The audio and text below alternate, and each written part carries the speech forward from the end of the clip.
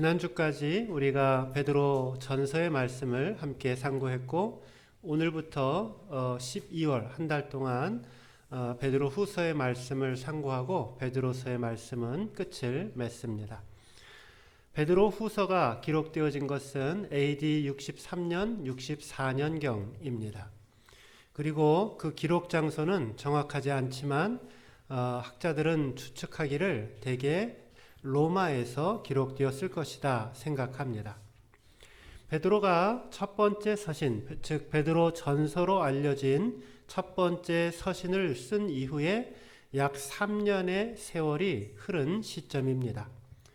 베드로는 자신이 섬기고 있었던 여러 교회들, 흩어져 있는 여러 성도들에게 또 다른 문제가 발생하여서 펜을 들어 그들에게 격려하고 교훈을 하지 않을 수 없었습니다.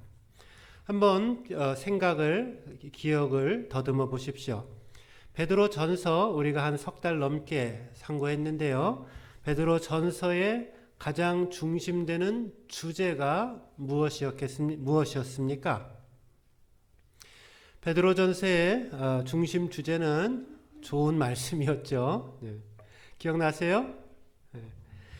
외적으로 밀려오는 고난에 대하여서 어떻게 대처해야 하는가 하는 이 환난에 대처하는 믿음, 이것을 다루고 있는 것이 베드로 전서의 내용이었습니다. 로마 정부의 박해와 고난을 어떻게 믿음으로 이기고 승리해 갈 수 있겠는가 하는 말씀이 베드로 전서 전체를 흐르고 있는 주제였습니다. 그래서 생각해 보시면 저와 함께 나눈 말씀 중에 수차례 우리가 고난 중에 어떻게 이겨야 하는가, 시련이 다가올 때 어떻게 이러한 시련들을 극복해야 하는가 하는 이러한 내용들을 가지고 우리가 함께 주일 말씀을 상고하였습니다. 반면에 이 베드로 후서의 말씀은 교회 내부 안에 있었던 문제 때문에 기록한 성경입니다. 베드로 전서를 쓴 다음에 초대교회들은 3년 동안 교회 바깥의 환난의 문제보다 교회 안에 생긴 내부의 문제가 더 커다란 골칫거리가 되었습니다. 소위 말하는 거짓 선생들이 교회 안으로 들어오게 되었습니다. 이 문제는 교회를 혼란스럽게 했고 교회를 부패하고 교회를 올바른 믿음에서 떠나버리고 말게 만드는 위험을 경험하게 하였습니다. 그래서 사람들은 잘못된 가르침이 교회 안에 있어 왔고 또 잘못된 믿음을 가지고 이것이 옳겠거니 라고 생각하면서 그것이 진짜 믿음인 줄 알고 생활하는 사람들이 이 초대교회에 많은 사람들이 있었다라는 것입니다. 그래서 베드로는 이것을 두고 볼 수 없었습니다. 자신이 섬기는 그 사랑하는 그 믿음의 식구들에게 권면의 편지와 교훈의 편지를 씁니다. 이것이 바로 오늘부터 우리가 상고하는 이 베드로 후서 말씀의 내용입니다. 베드로 후서가 질문하는 가장 중요한 질문은 이것입니다. 과연 참된 신자는 누구인가? 과연 참된 그리스도인은 어떤 사람인가? 이것을 묻고 있는 것이 베드로 후서의 내용입니다. 이것에 대한 대답으로 베드로는 참된 그리스도인은 신의 성품에 참여한 자들이다 라고 이야기를 합니다. 누가 참된 그리스도인이냐? 그들은 단지 입만 예수를 믿는 사람이 아니라 그들의 삶 속에 하나님의 성품을 만들어가고 하나님의 성품대로 변화되어져 가는 참된 사람들, 그들이 진짜 신앙인이다 라고 선언합니다. 저는 신앙생활이라고 하는 것이 마치 집을 지어가는 것과 같다라고 생각을 합니다. 제 삶에는 그런 꿈은 있지만 이루어지지 않겠지만 꿈 중에 하나가 그냥 막연한 꿈입니다. 별로 또 하고 그렇게 될 거라고 생각도 안 하고 있지만 제가 계획하고 디자인을 해서 아주 멋지고 아름다운 교외에 그런 어떤 집을 지어놓고 그곳에서 이렇게 살아가고 싶은 그러한 막연한 희망이 있습니다. 설계도 하고 벽돌도 쌓아 올리고 그리고 밑에 기초도 다지고 그러면서 아주 멋지고 아름다운 집을 한번 지어보고 싶다라는 꿈을 가지고 있습니다. 이것과 마찬가지로 우리의 믿음 생활이라고 하는 것은 마치 하나의 아름답고 멋있는 집을 지어가는 것과 같다라고 저는 생각을 합니다. 벽돌을 하나하나 쌓아 올라가듯이 오늘 내 안에 하나님의 성품, 신의 성품을 조금씩 만들어 가면서 영적인 이 벽돌들을 쌓아 올려가는 것입니다. 오늘 말씀에는 우리 그리스도인들이 만들어가야 할 8가지의 하나님의 성품, 신적인 성품에 관한 이야기를 우리에게 전달해 줍니다. 5절에서 7절까지 말씀인데요. 우리 한번 다 같이 한 목소리로 성경을 봉독하겠습니다. 5절에서 7절입니다. 시작.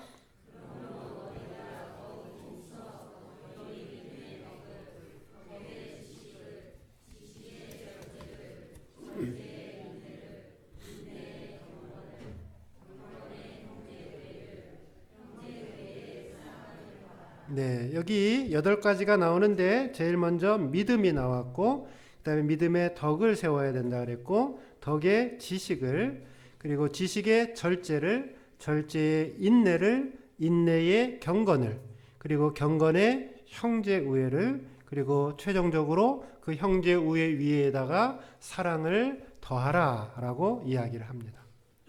저는 이것을 신앙의 사닥다리 이다라고 표현하고 싶습니다. 한 단계 한 단계 사닥다리를 타고 높은 곳에 올라가듯이 우리의 신앙이 점점 더 성숙해져가는 과정입니다. 모두가 8단계라고 말씀드렸습니다. 무려 8단계나 됩니다. 걱정되시죠? 네, 오늘 집에 일찍 가시기는 그런 것 같습니다. 네. 첫째, 믿음입니다. 따라해 보세요. 믿음의 사람이 되자.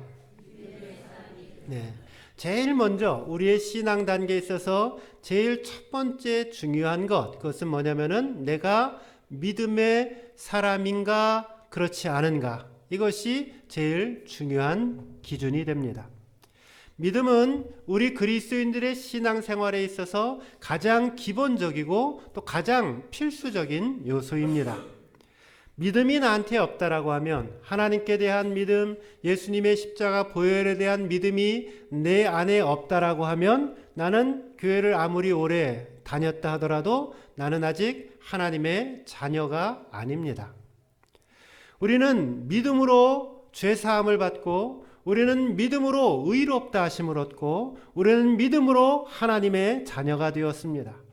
또 믿음으로 하늘의 복을 누릴 수 있게 되어지고, 믿음으로 영생을 얻게 되고 천국에 이르는 소망까지 간직하게 됩니다. 그러기에 이 믿음이라고 하는 것은 우리 그리스도인의 신앙생활에 있어서 가장 근본적이고 가장 중요한 것이다 말씀드릴 수 있습니다. 그런데 이 믿음이라고 하는 것은 인간의, 사람의 작품이 아닙니다. 믿음은 내가 열심히 노력해서 생기는 것이 아닙니다. 오히려 성경은 말하기를 이 믿음이라고 하는 것이 가장 중요하고 기초적인 것인데, 이 믿음은 너에게서 주어지는 것이 아니라 하나님께로부터 나에게 주어지는 하늘의 선물이다 라고 선포합니다. 에베소 2장 8절에 보면 너희는 그 은혜에 은하여 믿음으로 말미암아 구원을 얻었으니 이것이 너희에게서 난 것이 아니요 하나님의 선물이라 라고 선포합니다. 믿음은 내가 만든 것이 아닙니다. 믿음은 내가 돈으로 살 수 있는 것도 아닙니다. 하나님이 나에게 선물로 베풀어 주신 것입니다. 내 노력으로 얻은 것이 아닙니다. 하나님을 알 수 있는 보배로운 이 믿음이 하늘로부터 하나님께로부터 주어져야지만이 우리는 비로소 참된 믿음의 삶을 시작할 수 있게 됩니다. 이것이 저와 여러분들에게 시사해주는 매우 중요한 사실 한 가지가 있습니다. 무엇일까요? 내 힘으로는, 내 자력으로는, 내 노력으로는 하나님의 성품에, 신의 성품에 참여할 수 없다라는 사실입니다. 내 노력을 기울여서 신의 성품을 내 삶 속에 만들어가는 것, 그것이 오늘 성경이 저와 여러분들에게 가르치고 있는 것이 아니다라는 말씀입니다.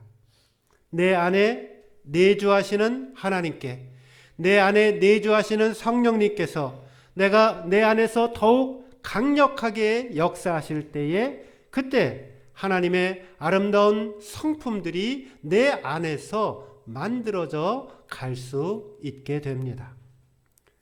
믿음에는 참 믿음이 있고 거짓 믿음이 있습니다. 좋은 믿음이 있는가 하면 또 나쁜 믿음도 있습니다. 온전한 믿음이 있는가 하면 반쪽만의 믿음도 있습니다. 또 작은 믿음이 있는가 하면 커다란 믿음도 있습니다. 즉, 이 믿음이라고 하는 것은 살아있는 생물체와 생명체와 같은 것이어서 그것은 키워서 자라가는 것이고 더욱더 풍성해지고 커져가는 것임을 이야기하고 있습니다. 어떤 믿음이 가짜 믿음일까요? 말로는 예수를 믿는다 말하지만 사는 행태와 생각과 모습을 보면 거기 예수 그리스도가 그 삶 속에 전혀 존재하지 않는 채 입만 나불나불 대면서 나는 예수 믿네 하는 것이 가짜의 믿음입니다. 진짜 믿음은 무엇이겠습니까? 하나님이 예수님이 내 안에 내주해 계시는데 그 내주하시는 예수님의 음성대로 따라 순종하려고 하고 어찌하든지 하나님의 말씀대로 따라 살려고 하고 때로는 넘어지고 실패하고 또 때로는 좌절하지만 다시금 하나님 의지하며 일어나서 하나님의 뜻대로 주님의 말씀대로 어찌하든지 살고자 그렇게 분투하며 노력하는 그 모습 속에 참된 믿음의 자리가 있는 것입니다. 믿음은 하나님께 우리가 받은 것인데 이 믿음이 내 안에서 어떻게 참된 믿음으로 혹은 작은 믿음에서 더 커다란 믿음으로 자라갈 수 있겠습니까? 말씀과 기도의 삶을 통하여 우리의 믿음이 더욱더 커지고 성숙한 믿음으로 바뀌어갈 수 있습니다. 우리 믿는 자들에게 있어서 믿음이 자라가게 되어지는 자양분이 되어지는 것, 그것은 하나님의 말씀이라는 것이고 하나님께 드리는 기도입니다. 믿음의 조상이 아브라함이라고 이야기를 하죠.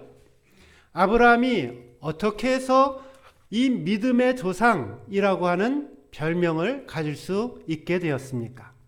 어느 날 하나님께서 밤중에 아브라함에게 말씀을 하십니다. 그 말씀의 내용은 너는 너희 본토 내 아비 친척집을 떠나서 내가 너에게 지시할 땅으로 가라 라는 것입니다. 3000년도 더 되었던 전이었던 이 시족 사회에서 아버지의 집을 떠나고 자기의 시족을 떠나고 자기의 부족을 떠난다 라고 하는 것은 문자 그대로 죽음과도 같은 선언이었습니다.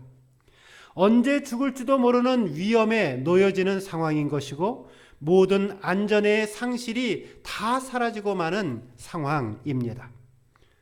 그런데 아브라함이 믿음의 조상이 되었던 그 이유가 되었던 것은 하나님께서 자신에게 명하신 그 하나님의 말씀 그대로 순종하였기에 우리는 그를 믿음의 조상이라고 부르고 있는 것입니다.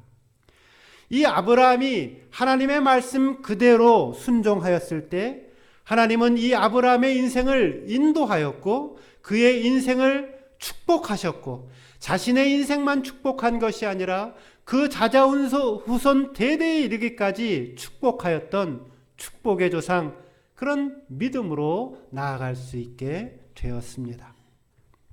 이 엘리야 선지자도 큰 믿음을 가졌습니다.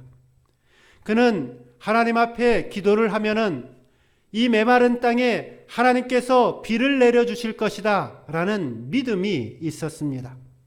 3년 6개월 동안 비가 오지 않았습니다. 흉년이 들었습니다. 이제 밭과 논에서는 들에서는 더 이상 소출이 일어나고 있지 않습니다. 그런데 엘리야는 기도합니다. 하나님께서 비를 내려주실 것을 믿고 그 메말라 있는 그 광야의 땅에서 아직 오지도 않은 그 비 내리는 소리를 듣습니다. 그리고 왕에게 말합니다. 왕이시여 피하소서, 빗소리가 들리나이다. 여러분, 이것이 얼마나 커다란 믿음입니까? 작은 믿음이 아니라 커다란 믿음을 가지고 있었기 때문에 그는 기도를 통하여 하늘의 문을 열기도 하고 또 때로는 닫을 수 있는 능력의 소유자가, 믿음의 소유자가 되었던 것입니다. 히브리서 11장 6절에 보면 믿음이 없이는 하나님을 기쁘시게 못하나니 라는 말씀이 있습니다. 우리가 믿음을 갖지 못할 때에, 우리가 충만한 믿음을 우리의 삶 속에 간직하지 못할 때 우리는 결코 하나님을 기쁘시게 해드릴 수 있는 방도가 없습니다. 사랑하는 성도 여러분, 오늘 나의 믿음을 키워야 합니다. 하나님의 말씀을 가까이 하고 그 말씀에 붙잡힌 바 되어 내 믿음이 더욱더 자라가야 합니다. 기도의 자리를 사모하고 기도의 능력을 경험함으로써 더욱더 커다란 믿음이 되어야 합니다. 바라기는 저와 여러분의 믿음이 작은 믿음이 아니라 반쪽짜리의 믿음이 아니라 믿음이 커다란 사람이 되어지고 믿음의 용장이 되어질 수 있는 믿음의 사람 되시기를 주님의 이름으로 축원드립니다. 두 번째로 덕의 사람이 되라입니다. 따라해 보세요. 덕 있는 사람이 되자. 덕 있는 사람이 되자. 이것이 오늘 우리가 자라가야 할 두 번째 신앙의 단계입니다. 믿음이라고 하는 것은 하나님과 나 사이의 관계의 이야기다 라고 할 수 있습니다. 반면에 덕이 있다 라고 하는 것은 나와 다른 사람들 사이에 나타나고 있는 신앙의 덕목입니다. 우리가 가지고 있는 이 믿음이 덕으로 이어지게 될 때에 그 믿음이 살아있는 믿음이 되어지고 진실한 믿음으로 바뀌어집니다. 덕이란 무엇인가? 오이코도멘이라는 말인데요. 이 말을 번역하면 교화를 준다 혹은 감동을 준다라는 뜻입니다. 말이나 행동이나 삶에서 이웃을 배려하는 따뜻한 태도가 나타나 사람들을 교화하고 사람들에게 감동을 주는 것, 그것이 덕이다라고 이야기를 합니다. 믿음은 좋다라고 이야기를 하는데 덕이 없는 사람들이 꽤 있습니다. 기도도 잘합니다. 예배도 모범을 보입니다. 또 열심히 교회를 섬기고 하나님을 섬깁니다. 그런데 다른 사람들에게 덕이 나타나지 못하여서 본이 되지 못하는 사람들이 있습니다. 내가 가지고 있는 믿음만 고집하고 내가 가지고 있는 생각만 고집하고 다른 사람들의 생각과 형편과 상황에는 관심이 없습니다. 그래서 하나님께 대한 열심은 가지고 있는데 그 입에서 나오는 말과 행실 때문에 오히려 내 주변의 사람들이 상처를 받고 오히려 하나님의 영광을 가리우는 경우들을 보게 됩니다. 오늘날 우리가 살고 있는 이 사회는 똑똑한 사람 많이 있습니다. 또 힘 있는 사람도 많이 있습니다. 그런데 똑똑하거나 용감한 사람들보다 더 필요한 사람들이 있는데 그들은 덕이 있는 사람들입니다. 여러분 삼국지에 보면 유비가 있고 관우가 있고 장비가 있습니다. 누가 제일 위에 사람이죠? 유비라고 하는 사람이죠. 여러분 재미난 사실은요, 유비 그 바로 밑에가 관우인데 누가 더 나이가 많은지 아십니까? 예, 재미난 사실은 관우가 더 나이가 많습니다. 나이가 많은 관우가 어떻게 자기보다 어린 그 유비를 섬기고 주군으로 알고 또 그에게 목숨을 바치고 충성하며 자신의 삶을 드릴 수 있었겠는가? 그것은 유비가 가지고 있었던 덕 때문이었습니다. 그래서 유비 뭐예요? 현덕 그러잖아요. 예. 유비가 가지고 있었던 그 덕이 그로 하여금 수많은 장수들을 함께 모으게 하였고 나라를 세우고 또 천하를 호령하는 인물로 그 인생을 사용할 수 있게 되었던 것입니다. 덕이 있는 사람들, 여러분 그들의 특징이 무엇인지 아십니까? 덕이 있는 사람들은요, 한번 나를 생각해 보십시오. 나는 덕이 있는 사람인가? 혹은 나는 덕이 없는 사람인가? 덕은 없고 떡만 있고 있지는 않은지 모르겠어요. 예. 덕이 있는 사람인지 아닌지를 한번 스스로 생각해 보십시오. 그리고 여러분 주변을 한번 돌아보십시오. 주변에 저 사람은 참 덕이 많은 사람이야. 저 사람은 참 덕스러운 사람이야. 라고 생각되어지는 사람을 한번 머릿속에 연상해 보십시오. 덕이 있는 사람의 가장 커다란 특징은 무엇이냐면은 주변에 사람들이 끊이지 않는다라는 것입니다. 주변에 사람들이 모인다라는 거예요. 주변에 사람들이 늘 만나기를 원한다라는 거예요. 주변에 사람들이 늘 함께 지내기를 원한다라는 거예요. 그들은 덕이 있는 사람들입니다. 일평생 자기만 생각하고 그 다음에 돈 버는 것만 생각하고 자기의 유익만 생각하고 그러다가 나이가 먹었어요. 세월이 흘렀단 말이죠. 열심히 살았을지 모르겠고 돈을 많이 벌었을지 모르겠지만은 그만 살면서 덕을 베풀며 살지 못했기 때문에 나이가 들면은 주변에 사람들이 찾아오지를 않아요. 그 전까지는 콩고물이 생기고 떡고물이 생기니까 와서 인사도 하고 그랬는데 은퇴하고 나니 가지고 있는 본래의 덕이 없으니까 하루가 지나도 일주일이 지나도 한 달이 지나도 1년이 지나도 발길이 끊겨지고 아무도 찾지 않는 외로운 섬과 같은 모습으로 인생을 살아가는 사람들이 많습니다. 왜 그럴까요? 내가 그동안 덕을 베풀며 살지 못했기 때문입니다. 목사님, 그럼 어떡하죠? 늦은 거 없습니다. 지금부터라도 하나님이 나에게 이 땅에서 생명 다하게 하시는 그날까지 어찌하든지 덕을 베풀고 사랑을 베풀고 나누어주고 함께 마음을 나누고 삶을 나누고 할 때에 그때 우리는 비로소 우리의 믿음이 빛을 발하고 우리의 믿음 위에 덕을 세우는 인격으로 변화되게 되는 것입니다. 자고로 성도는 덕이 있는 사람이 되어야 합니다. 큰 나무는 그늘이 많이 생깁니다. 나무가 크니까 그 밑에 많은 새들이 거느릴 수가 있는 것이고 또 그 밑에 수많은 들짐승들이 쉼을 누릴 수 있는 것입니다. 아무리 뜨거운 뙤약볕이라 하더라도 사막 아래에 있어서라 하더라도 커다란 나무가 있게 되어지면 그 나무 아래에는 쉴 수 있는 그늘이 생깁니다. 그래서 많은 사람들이 그곳에 모여들고 함께 쉼을 누리며 살아갑니다. 저는 살면서 2번 사막 여행을 해본 적이 있습니다. 한 번은 미국에서 해봤고 한 번은 지난번에 요르단 가서 해보게 되었습니다.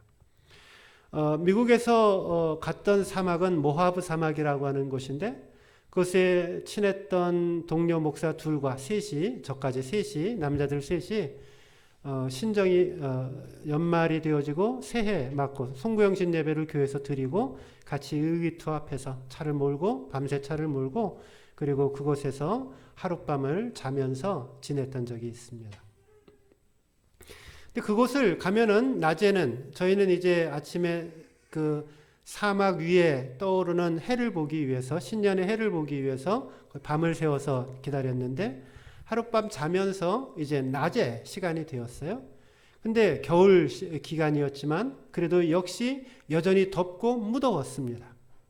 그래서 그 사막을 가려고 하면 차로 수시간을 운전을 해서 가도 사막밖에 없는 아무것도 없는 그러한 곳으로 저희가 갔었는데 그러다가 우리가 조금이라도 쉴 수 있을 만한 자리를 찾게 되어지면 거기는 여지없이 커다란 나무가 있었고 그 나무 그늘 아래에서 몇몇의 그 운전자들이 그곳에 옹기종기 모여 앉아서 쉼을 누리다가 다시 충전하고 떠나곤 합니다. 저는 저와 여러분의 인생이 이처럼 많은 사람들이 쉼을 누리고 또 그 삶을 쉴 수 있는 그러한 덕이 있는 인생으로 우리의 삶이 바뀌어져야 할 줄로 믿습니다. 여러분의 아내가 남편의 그 넓은 가슴 속에서 쉴 수 있게 큰 가슴을 가지시기 바랍니다. 여러분의 남편이 여러분의 큰 넓은 가슴 아래에서 쉼을 누릴 수 있도록 커다란 가슴을 가지고 남편을 대하시기 바랍니다. 알고 보면 다 불쌍하잖아요? 네. 얼마나 불쌍해요. 나 같은 사람 만나서 요즘 평생 동안 살았는데 얼마나 불쌍합니까? 네. 큰 마음을 가지시고 여러분의 자녀들이 부모의 그 넓은 가슴 아래에서 충만히 쉴 수 있도록 넓은 가슴, 덕의 가슴을 가지고 자녀들을 대할 수 있어야 됩니다. 부모님들이 연로하셨고 나이가 드셔서 기력이 없으시다라고 하면 우리 자녀들이 넓은 마음을 가지고 부모님을 품고 사랑으로 안으며 또한 섬겨야 할 줄로 믿습니다. 저는 이 덕이라고 하는 말이 품어주는 것이다 라고 생각을 합니다. 다른 사람들의 약점을 이해하고 다른 사람들의 부족함을 이해하고 그것을 수용하는 것으로 마치 커다란 보자기를 가지고 뭘 싸요? 선물 보자기를 싸듯이 쌓아주고 감싸주고 덮어주는 것, 그것이 덕이다라고 생각합니다. 용서하고 이해하고 포용하고 품어주는 것입니다. 품는 사람이 되십시오. 누군가에게 감동을 줄 수 있는 사람이 되십시오. 덕의 사람, 그들은 감동을 줄 수 있는 사람입니다. 바라기는 저와 여러분들이 오늘 내가 가지고 있는 이 믿음 위에, 믿음의 기초 위에 덕을 더하여서 원숙하고 충만한 믿음의 자리로, 덕의 자리로 나아갈 수 있는 저와 여러분 되시기를 주님의 이름으로 축원드립니다. 세 번째, 지식입니다. 따라해 보세요. 지식에 충만하자. 네. 신앙생활의 성숙이라고 하는 것, 그것은 믿음이 필요하다라고 말씀을 드렸고 또 덕이 필요하다 말씀을 드렸습니다. 근데 거기에서 그치는 것이 아닙니다. 우리의 믿음이 자라가고 성숙해지기 위해서는 믿음과 덕 위에 지식을 더해야 합니다. 만약에 우리가 그냥 믿음이 좋은 사람이고 우리가 그냥 덕스러운 사람이라고만 한다면 우리는 살면서 신앙생활하면서 알지 못할 어려움들을 당할 수 있습니다. 그래서 내가 가지고 있는 그 고귀한 믿음과 내가 가지고 있는 그 덕스러움이 교활한 악인들의 이용물이 될 수도 있습니다. 또 내 삶 속에 마땅히 맺어야 할 이 믿음의 덕의 아름다운 열매들을 맺지 못할 수도 있습니다. 그래서 성경은 오늘 믿음과 덕 위에 지식을 더하여라 말씀합니다. 지식은 일반 사람들의 인생에 있어서도 중요합니다. 학교에서 얼마나 지식을 잘 배웠느냐, 이것을 가지고 그들은 인생에서 성공의 삶을 살기도 하고 실패의 삶을 살기도 합니다. 그래서 우리가 배울 수 있는 기회가 있을 때에 특별히 열심을 다하여 공부하고 최선을 다하여 노력하는 삶이 필요합니다. 그리고 사회에 나아가서 얼마나 내가 잘 배우고 좋은 인생의 경험을 쌓았느냐에 따라서 또한 우리의 인생의 성패가 달라질 수도 있습니다. 간혹 어떤 사람들은 특별히 믿는 사람들 중에 어떤 사람들은 지식은 별로 중요한 것이 아니야 라고 생각하는 사람들이 있습니다. 믿음이면 제일이지 뭐 지식이 뭐가 필요 있어 라고 생각하는 것이죠. 그런데 그렇지 않습니다. 우리 인생은 우리가 얼마나 건강하고 유익하고 아름다운 지식을 갖고 있느냐에 따라서 우리의 인생의 성공과 실패가 달라질 수 있습니다. 믿음의 덕의 지식을, 믿음의 덕을 지식 없고 그렇게 나아가지 않는다라는 거예요.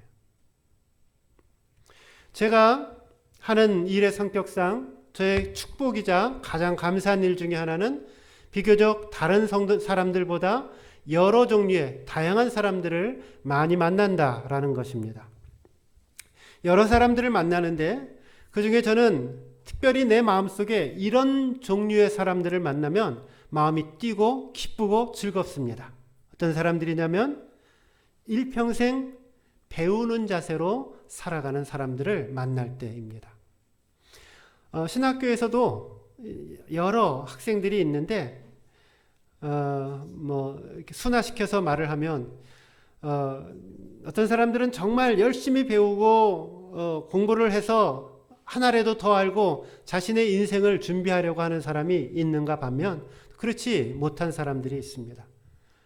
근데 어떤 수업은 앉아 있으면은 그렇지 않은 사람들이 너무 많아요. 그럼 정말 내가 이 자리에 왜 있나, 나는 여기 왜 왔나, 나는 누구인가, 이런 생각들이 너무 많이 들어요. 그런데 어떻게 해서든지 알려고 하고 배우려고 하고 깨달으려고 하고 더 잘 배울 수 있는 방법이 없을까를 끊임없이 노력하는 사람들을 만나면은 마치 목이 마를 때 사막 한가운데서 오아시스를 만나듯이 그렇게 청량감을 느끼며 기분이 좋아집니다. 나이가 들어도, 연세가 들어도 평생 배우기를 게을리하지 않는 그러한 사람들을 만나는 것은 참으로 기쁘고 아름다운 일입니다. 어떤 분들은 은퇴를 하고 나서 어학을 배우기도, 영어를 배우기도 하고 다른 제3의 외국어를 배우기도 합니다. 또 어떤 사람들은 은퇴를 하고 나서 그동안 배우지 못했던 어떤 새로운 것들을 도전하면서 배우려고 합니다. 이러한 배움과 알고자 하는 노력을 갖고 있는 사람들을 만나고 그들과 이야기를 하게 되어지면 그 삶 속에 활력을 느끼게 되어지고 건강함을 느끼게 되어지고 기쁨을 느끼게 됩니다. 신앙생활에 있어서도 암이라고 하는 것은 참으로 중요한 것입니다. 믿음도 중요하고 덕을 쌓는 것도 중요한데 지식도 중요합니다. 믿음만 중요하고 지식은 중요하지 않다라고 하는 것은 잘못된 것이라고 말씀드렸습니다. 오늘 본문에도 믿음의 덕의 지식을 이라고 분명하게 그 순서를 이야기합니다. 특별히 여기서 말하고 있는 지식이라고 하는 것은 그노시스, 영지라고 하는 말입니다. 우리식으로 바꿔 말하면 하나님께 대한 지식 혹은 영혼에 대한 지식을 가리키고 있습니다. 그러니까 내가 영적으로 하나님 앞에 끊임없이 배움이 있어야 되고 알아감이 있어야 된다라는 것입니다. 신앙이란 저절로 그저 갑자기 혹은 가만히 있으면 나에게 신앙이 생기는 것이 아닙니다.